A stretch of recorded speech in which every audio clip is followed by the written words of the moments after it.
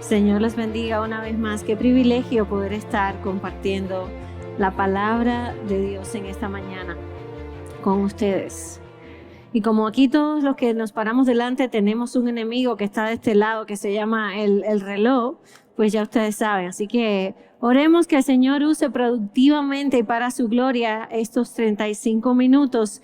Yo quiero invitarles en esta mañana a dar alas a la imaginación. Y que tú imagines que juntas nos subimos a un drone, uno de esos equipos que han inventado, ¿verdad? Y que usan para poder tomar fotos desde arriba y hacer un montón de cosas. Pero este drone en que tú y yo nos vamos a subir permite pasajeros. Lo único que el viaje que tú y yo vamos a dar va a ser sobre la palabra de Dios. Vamos a mirar desde arriba los primeros 2 capítulos de la carta de Pablo a los Colosenses. Pero antes yo quiero hacerte una pregunta y no tienes que contestarla en voz alta, puedes pensarla, puedes anotarla. Yo quisiera que rapidito tú respondieras a esta pregunta. ¿Qué 3 palabras tú usarías para describir tu vida? ¿Qué 3 palabras tú usarías para describir tu vida? Yo hice una encuesta en Instagram con esa misma pregunta y recibí diferentes respuestas. Algunas de las palabras eran estas: mi vida en Cristo es gozo, paz, descanso, identidad, propósito, gracia, misericordia, salvación, gratitud, confianza, amor, restauración, transformada, redimida. Pero hubo otras palabras un tanto difíciles y muy honestas, como duda, vergüenza, cansancio, luchas. Porque lo cierto es que a veces es así como nos sentimos. Ahora, esta conferencia tiene un título. ¿Cuál es? ¿Ustedes desayunaron hoy?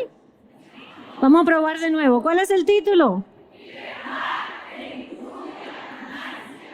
Ahora sí, porque esas son 3 palabras, mis hermanas, que describen nuestra vida en Cristo. Y es por eso que tú y yo vamos a dar un vistazo desde arriba a los primeros 2 capítulos de Colosenses. ¿Y por qué digo desde arriba? Porque por el tiempo no podemos ir muy abajo y sumergirnos tanto. Pero sí podemos ver cómo el Señor usa al apóstol Pablo para mostrarnos que en Cristo Jesús tenemos libertad, que en Cristo Jesús podemos vivir a plenitud y podemos a disfrutar de la abundancia que ahora tenemos en Él. Oramos. Padre, no hay poder en la palabra humana. El poder está, Señor, en tu palabra y a través de tu Santo Espíritu. Yo te ruego que en esta mañana tú nos hables a través de tu palabra y que tu palabra, Señor, encuentre terreno fértil en nuestros corazones para producir fruto. Oramos en el nombre de Jesús. Amén. El libro de Colosenses nos deja ver que Pablo quería abordar la confusión que había en la congregación de esta iglesia, producto de falsas enseñanzas que se estaban propagando por ese tiempo entre las distintas iglesias. Específicamente falsas enseñanzas que devaluaban a Cristo y socavaban la identidad del creyente. Así que Pablo está buscando mostrarles el error de esas enseñanzas, pero además quería animarles a crecer y a madurar en Cristo. Al comienzo de la carta, en el capítulo 1, él deja clara la razón por la cual estos hombres y mujeres que antes eran gentiles, ahora pueden llamarse creyentes. Y esto es lo que dice Colosenses 1, del 4 al 6, leo en la Nueva Biblia de las Américas. Pues hemos oído de su fe en Cristo Jesús y del amor que tienen por todos los santos a causa de la esperanza reservada para ustedes en los cielos. De esta esperanza ustedes oyeron antes en la palabra de verdad, el evangelio que ha llegado hasta ustedes. Así como en todo el mundo está dando fruto constantemente y creciendo, así lo ha estado haciendo también en ustedes desde el día que oyeron y comprendieron la gracia de Dios en verdad. Ellos habían puesto su fe en Cristo Jesús al escuchar la verdad, el evangelio, y habían comprendido la gracia de Dios en Cristo. Hermana, ¿por qué? Porque nadie es creyente de otra manera. Y si estás aquí, quiero que escuches bien esto. Porque tal vez hay algunas que ya conocen, pero otras están escuchando por primera vez. La fe no se hereda. No importa si mi abuelita era una fiel creyente, como lo fue, gracias a Dios, ni tampoco que me hayan llevado a la iglesia desde pequeña. El creyente lo es porque su vida ha sido regenerada, salvada por gracia mediante la fe. Y todo eso es solamente hecho posible por la obra redentora de Cristo en la cruz. Así que eso es lo que Pablo les está diciendo. Por eso es que ahora ellos son creyentes. Y como resultado de eso, el creyente nace una nueva vida. ¿Qué clase de vida? Una vida de libertad, de plenitud y de abundancia. Entonces, ¿qué quiere decir eso? Esas son las tres cosas que tú y yo vamos a ver. Tres palabras que describen nuestra vida en Cristo Jesús. Y la primera es libertad. Ahora bien, a mí me gusta siempre preguntarle al diccionario el significado de las palabras, porque nosotros podemos tener una idea de lo que una palabra quiere decir y no es realmente lo que significa. Libertad en Cristo es nuestro primer punto, y la Real Academia Española dice que libertad es estado o condición de quien no es esclavo. Y además dice que libertad es el estado de quien no está preso. Ahora bien, el asunto es que todos los seres humanos nacemos esclavos. Todos nacemos presos. Y eso es así independientemente del país o de la época en que tú hayas nacido. Mira lo que dice Pablo aquí en Colosenses, en el mismo capítulo 1, pero ahora avanzamos un poquito más al versículo 13.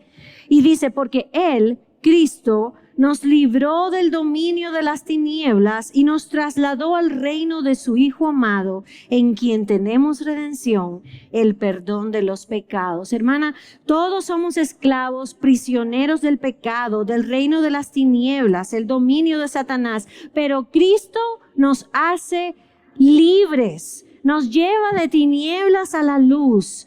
Entiende esto, la esclavitud del pecado solo puede alcanzar la libertad en Cristo. No hay otra manera. Así que una manera de describir tu vida en Cristo, mi vida en Cristo, es libertad. ¿Libertad para qué? Para no seguir pecando, para vivir libre del dominio del pecado, para decirle no a mi vieja naturaleza, que es lo que Pablo les dice también más adelante en el capítulo 2, versículos 11 y 12. Pero además enseña que nos hizo libres de algo más, de la condenación a la que estábamos sujetas. Recuerda que estamos en un dron, vamos a volar al capítulo 2 ahora. Y el capítulo 2, versículos 13 y 14 dice: y cuando ustedes estaban muertos en sus delitos y en la incircuncisión de su carne, Dios les dio vida juntamente con Cristo. Escucha esto, habiéndonos perdonados todos los delitos, habiendo cancelado el documento de deuda que consistía en decretos contra nosotros y que nos era adverso, y lo ha quitado de en medio, clavándolo en la cruz. ¿Qué quiere decir, hermana? Que ya no estamos condenados. No hay condenación. ¿Qué es estar condenado? Estar condenado es estar sentenciado. Saber que se nos ha impuesto una pena por haber cometido un cierto delito. Y así tú y yo llegamos a este mundo. Todos llegamos condenados. Viene en nuestro ADN. Sin embargo, Pablo está diciendo aquí en Colosenses 2 que se nos perdonaron todos los delitos, que se canceló la deuda que tú y yo teníamos contra Dios. Llegamos endeudadas, pero Cristo pagó la deuda en la cruz y quedamos libres. Ya no estamos condenadas. Y eso es Evangelio 1:01, ¿verdad? Pero ¿sabes cuál es el problema? Que a veces tú y yo creemos que el Evangelio es solamente una especie de ticket que me garantiza la eternidad y nada más. Es común pensar que una vez que hemos recibido la salvación ya no necesitamos recordar el Evangelio. Sin embargo, hermana, el Evangelio es para todos los días y todos los días tenemos que recordarlo. ¿Por qué? Porque es demasiado fácil que tú y yo regresemos a vivir en esclavitud. Y eso es lo que Pablo está haciendo al escribir esta carta. Les hace ver que están libres y que porque están libres ya no tienen que preocuparse por ciertas prácticas religiosas que estos falsos maestros querían imponer sobre ellos. Capítulo 2, versículo 20. Si ustedes han muerto con Cristo a los principios elementales de este mundo, ¿por qué, como si aún vivieran en el mundo, se someten a preceptos tales como no manipules, no gustes, no toques? Todos los cuales se refieren a cosas destinadas a perecer con el uso, según los preceptos y enseñanzas de los hombres. Tales cosas tienen a la verdad la apariencia de sabiduría en una religión humana, en la humillación de sí mismo y en el trato severo del cuerpo, pero carecen de valor alguno contra los apetitos de la carne. Aquellos falsos maestros querían imponerles cargas, llevarlos a prácticas que supuestamente los iban a llevar a otro nivel espiritual, pero que en realidad querían esclavizarlos de nuevo. Y Pablo les dice, ya ustedes son libres para vivir sin el peso de ningún tipo de ritual, porque todo ha sido cumplido en Cristo. Pongan la mirada en Él. Hermana, no tenemos que cumplir requisitos, ni marcar listas, ni hacer ciertas cosas para ganar la aprobación de Dios, porque si tú estás en Cristo ya tú has sido aprobada y puedes vivir en esa libertad. El Señor no está llevando cuentas de si tú hoy leíste la Biblia o no, de si fuiste o no a tal o más cual servicio, de en cuántos ministerios te involucras y cuántas cosas haces. Y fíjate que ninguna de esas cosas que acabo de decir son malas en sí mismas, al contrario, pero cuando creemos que esas cosas son necesarias para tener la aprobación de Dios, tú y yo estamos echando por tierra lo que Cristo hizo en la cruz. Estamos regresando a la esclavitud. Todo lo que hagamos como obediencia y servicio a nuestro Dios es un resultado de nuestra salvación y justificación en Cristo, no para obtenerlas. Y eso es lo que Pablo le está recalcando a los colosenses, y nos lo está recordando a ti y a mí hoy. Cuando olvido la verdad del Evangelio, que ya no hay condenación para mí, que soy libre en Cristo, vuelvo a la prisión, regreso a la esclavitud. Por eso tú y yo tenemos que vivir en la verdad de que hay libertad en Cristo, que esa es la palabra que describe tu vida, libertad. Pero hay una segunda palabra, ¿verdad? ¿Y cuál es? No, otra vez café para estas mujeres. ¿Cuál es la segunda palabra? Plenitud. Y sabes que a lo largo de esta carta a los colosenses, Pablo hace referencia de una manera u otra al tema de la plenitud en Cristo, porque recuerda, no podemos perder de vista cuál era el objetivo que estaba detrás de esta carta que él estaba escribiendo, y era poner en claro quién es Cristo y la identidad que tú y yo como creyentes podemos tener o tenemos en Él. Y en el capítulo 1, Pablo usa palabras hermosas para describir a este Cristo en quien habita la plenitud de Dios. Está diciendo, con otras palabras, nada le falta a Cristo. Él es la plenitud de Dios encarnada. Hay un comentarista que dice, todo lo que los seres humanos pueden saber o experimentar de Dios se encuentra en Cristo. Y entonces en el capítulo 2, el apóstol dice algo tan extraordinario que tú y yo necesitamos detenernos y dejar que esa palabra se arraigue en nuestro corazón. Y estas son las palabras de Pablo en Colosenses 2, 9 y 10. Porque toda la plenitud de la deidad reside corporalmente en Él, es decir, en Cristo. Y ustedes, escucha eso, y ustedes han sido hechos completos en Él, que es la cabeza sobre todo poder y autoridad. Hermana, ¿qué significa que algo está completo? Que no le falta nada.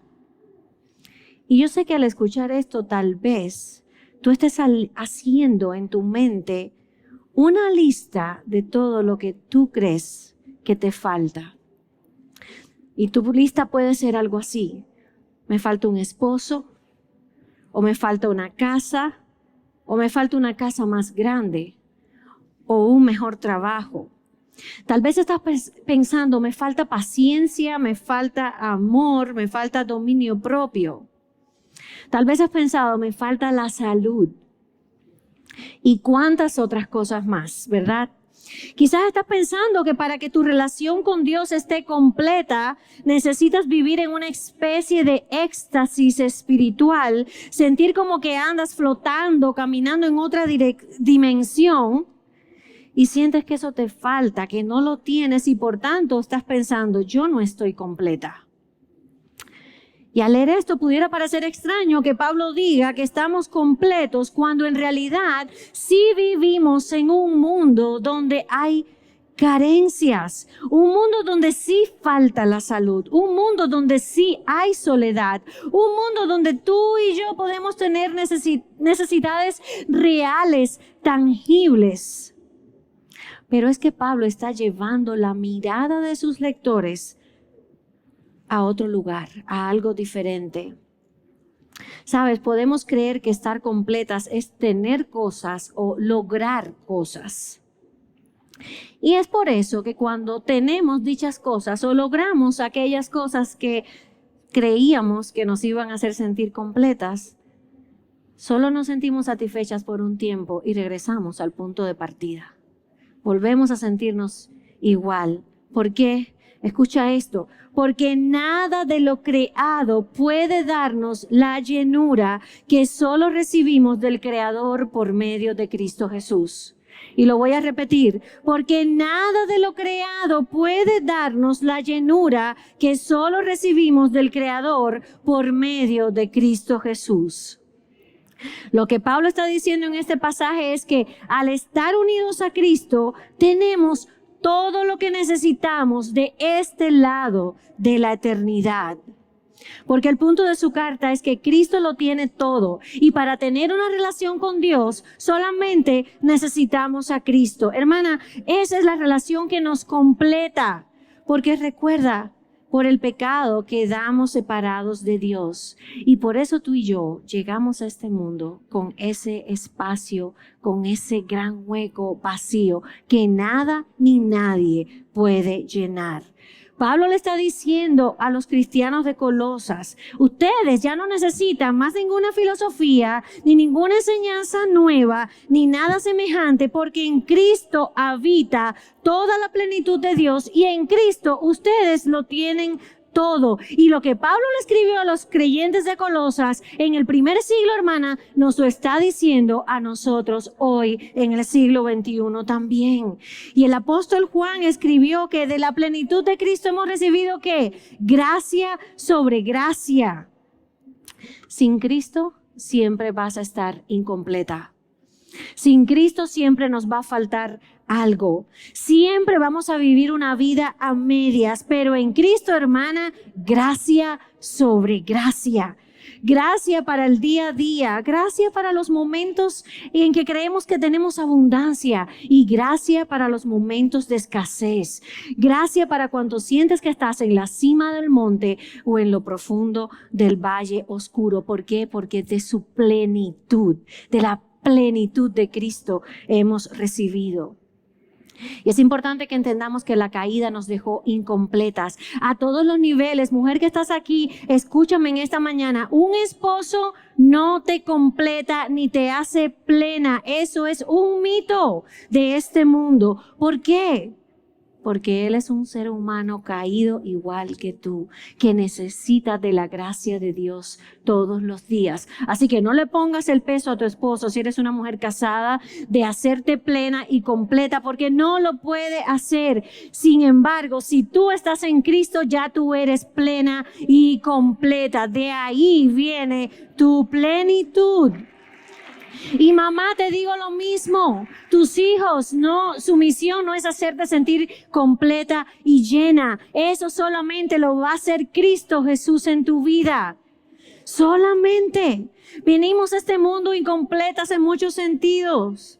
Venimos a este mundo incompletas porque no podemos conocer la verdad. Eso es lo que hace el pecado. El pecado nubla la vista. El pecado todo lo distorsiona. Sin embargo, Colosenses 2:3 dice que al estar en Cristo tienes acceso a la sabiduría de Dios, porque dice que en Él están escondidos todos los tesoros de la sabiduría. Así que cuando tú te sientas que estás perdida, que no sabes para dónde caminar, recuerda que tú tienes a Cristo y en Cristo está la sabiduría de Dios. Ya no estás más incompleta, ahora estás completa, ahora tienes plenitud. Ahora escucha bien. Juan Calvino dijo, estar llenos no significa que la perfección de Cristo se transfunde a nosotros, sino que en Él, en Cristo, hay recursos de los que podemos ser llenos para que nada nos falte. Y es importante que entendamos este aspecto teológico del asunto. No quiere decir que somos iguales a Cristo. Nunca lo seremos en el sentido estricto de la palabra, porque Cristo es divino y tú y yo no. Pero estamos unidas a Él como la rama del árbol, ¿verdad? La misma analogía que Cristo usó. Si nos separan de Cristo, morimos. Pero unidas a Cristo contamos con todo lo necesario para vivir, porque Él es la planta, el árbol fuerte que nos provee. Así que en Cristo tú y yo estamos plenas. ¿Por qué? Porque tenemos todo lo necesario para vivir debajo del sol. No hace falta, hermana, salir corriendo a ver qué dice el último gurú sobre la autoayuda. Ni necesitas tener colgados 12 títulos, ni una cuenta millonaria en un banco. Cantamos esta mañana y espero que sea más que una canción. Jesucristo, basta. Porque estás unida a Cristo, estás completa y puedes vivir en plenitud. Pero nos queda una última, ¿verdad?, que define nuestra vida en Cristo. ¿Cuál es? Abundancia. Porque tenemos libertad en Cristo y estamos completas en Él, plenas, podemos vivir, hermana, una vida abundante, una vida que produzca fruto para la gloria de Dios. Al comienzo de la carta, Pablo da gracias por estos creyentes. Y una de las razones por las que él da gracias es porque está viendo que hay fruto en la vida de ellos. Él da gracias porque el evangelio llegó y al llegar produce fruto. Y dice que fue desde el día que lo oyeron, es decir, desde el primer momento. Hermana, ¿por qué? Porque la vida cristiana es una vida de fruto. Y en ese mismo capítulo 1, avanzando un poquito más, Pablo ora por los colosenses de esta manera, versículos 9 y 10 del capítulo 1. No hemos cesado de orar por ustedes, pidiendo que sean llenos del conocimiento de su voluntad, de la voluntad de Dios, en toda sabiduría y comprensión espiritual, para que anden como es digno del Señor, haciendo en todo lo que le agrada, dando fruto en toda buena obra y creciendo en el conocimiento de Dios. Es decir, Pablo está orando para que como resultado del conocimiento de Dios en los colosenses haya una sabiduría espiritual que produzca transformación y fruto en las obras que ellos realicen. Así que hay una correlación, ¿verdad?, entre el conocimiento y el fruto. Y era un pasaje que escuchábamos antes en la primera sesión, ¿verdad?, que dice que el que medita continuamente en la palabra será como árbol plantado junto a corrientes de aguas que da fruto a su tiempo. Llevar fruto es un tema que encontramos en todas las escrituras a lo largo. De hecho, desde Génesis escuchábamos, ¿verdad?, que estamos hablando de la fructificación, es parte del mandato de Dios. La misma orden se le da de nuevo a Noé cuando sale del arca, en Génesis 8:17. Esa metáfora de llevar fruto la encontramos en múltiples ocasiones en la Biblia, porque era un tema familiar para los oyentes originales. Vivían en una sociedad agrícola y por tanto ellos podían entender muy bien la idea de semilla y cultivo y fruto. Era algo familiar, el lenguaje de siembra y cosecha. Jesús lo usa en varias ocasiones. Entonces, ¿qué está detrás de una vida que lleva fruto? ¿Qué significa eso? ¿Qué implica? Bueno, la palabra fruto en la Biblia tiene distintos significados cuando se vinculan con la vida del creyente. Escucha algunos ejemplos. Por ejemplo, fruto es llevar a otros las buenas nuevas del Evangelio y que así conozcan a Cristo, dice Pablo en Romanos 1:13. Dice también que es fruto cuando nuestros labios alaban a Dios, en Hebreos 13:15, que hay fruto en nuestras vidas cuando contribuimos financieramente para la extensión del reino de Dios, Filipenses 4. Llevar fruto también es ocuparnos de las necesidades de otros, Pablo escribiendo a Tito en el capítulo 3. Y también habla en esa misma carta de que fruto es buenas obras, ¿verdad? Que hemos sido diseñados para buenas obras. Ahora escucha, Jesús afirma en la parábola del sembrador que la semilla que cayó en tierra buena y fértil, ¿qué pasó? Dice que dio fruto abundante. Pero Jesús sabía que los discípulos, ni tan siquiera ellos, habían entendido qué fue lo que quiso decir con esa parábola. Y Él les explica.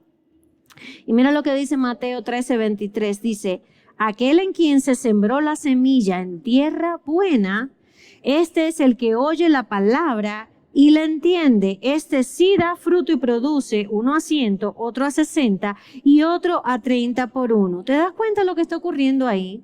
Básicamente está diciendo, en todo creyente va a haber fruto. La vida del creyente es una vida de fruto. Ahora bien, Jesús está indicando con claridad que el fruto va a lucir diferente en la vida de cada uno de los creyentes, así como también son diferentes las obras que Él diseñó para cada uno. Y ahí te quiero contar algo, una historia personal. Cuando yo comencé a escribir hace aproximadamente 12 años en el blog, en la internet, ¿verdad? Para ser honesta, me costó mucho dar el primer paso. Yo abrí la cuenta en Blogger y pasó todo un año hasta que por fin publicara el primer artículo. Era algo nuevo para mí, yo no entendía mucho del funcionamiento de aquel mundo y hasta me preguntaba si valdría la pena todo el esfuerzo, ¿verdad? Y todo el tiempo que estaba invirtiendo. Yo me preguntaba, ¿quién va a venir a leerse estas palabras inexpertas en una página súper rudimentaria de Blogger, que era todo lo que yo tenía en aquel momento? Pero ¿sabes qué, hermana? Empecé a escribir porque entendí que eso era lo que el Señor me estaba llamando a hacer en ese momento. Y empecé a ver cómo, incluso sin yo darme cuenta, desde que había estado en la universidad, Él había ido preparando el camino para lo que ahora en aquel momento estaba ocurriendo. Y sabes que Dios hizo de una manera que yo jamás podré entender ni explicar, que las palabras que salieran de aquel teclado llegaran a personas y a lugares que yo nunca había imaginado. Y que años después esas palabras se convirtieran en libros.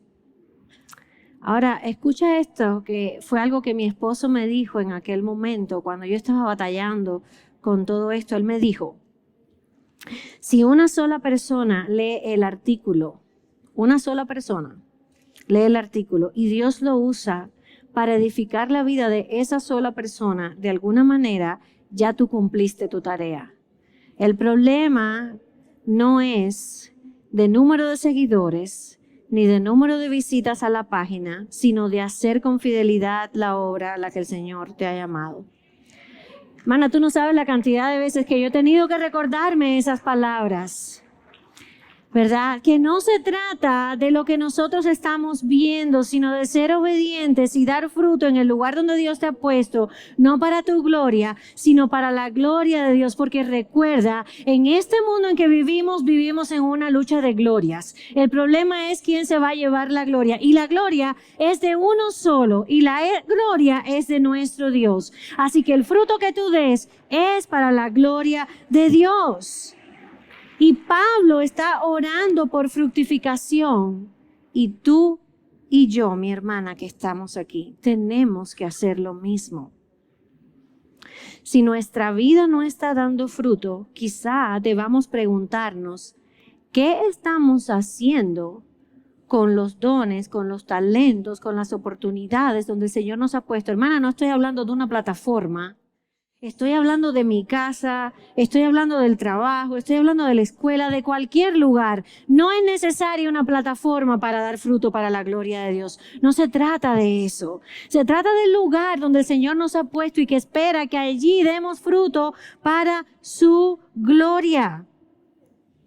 Porque lo cierto es que cuando estamos en Cristo podemos y debemos dar fruto, ya sea en un porcentaje o en el otro, pero si la palabra ha caído en tierra fértil y cayó, si tú estás en Cristo, escuchaste el mensaje y rendiste tu vida a Él, entonces tu vida tiene que dar fruto y vivir en la abundancia. ¿Qué es lo que eso quiere decir? Vas a vivir dando fruto porque ya disfrutas de abundancia.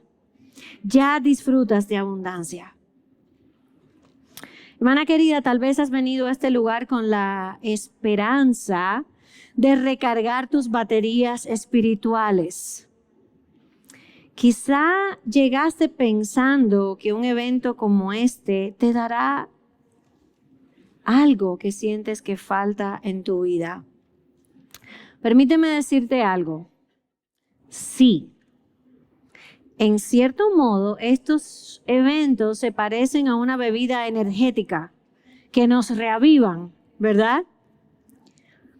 Pero hay una verdad aún mayor. Y es que si tú llegaste aquí ya estando en Cristo, ya tú eres libre, ya estás completa y ya puedes vivir en la abundancia de Dios y por tanto dar fruto. Ya tú llegaste aquí de esta manera porque Cristo nos da libertad, nos da plenitud y nos hace vivir en su abundancia. ¿Sabes lo que sucede? Tenemos que aprender a hablar esas verdades a nuestro corazón. Porque es demasiado fácil escuchar mentiras o que nosotras mismos hemos fabricado, mentiras del enemigo de nuestra alma, o sencilla y llanamente porque no hemos entendido o no hemos puesto nuestra mirada en la verdad de la palabra de Dios. Tenemos que hablar esas verdades a nuestros corazones porque el mundo y el pecado que nos rodea y que todavía habita en nosotras nos quieren esclavizar de nuevo. Nos gritan que necesitamos esto o aquello para estar completas. Y nos dicen también que dar fruto es algo individual y alcanzar nuestras propias agendas para nuestro beneficio y nada más. Sin embargo, hemos visto en la palabra de Dios lo que Pablo escribió a aquellos creyentes del primer siglo y que están retumbando en nuestros oídos hoy. Que Cristo Jesús vino, murió y resucitó para darnos libertad, plenitud y abundancia. ¿Qué tenemos que hacer? Vivir en ellas. El Señor bendiga su palabra.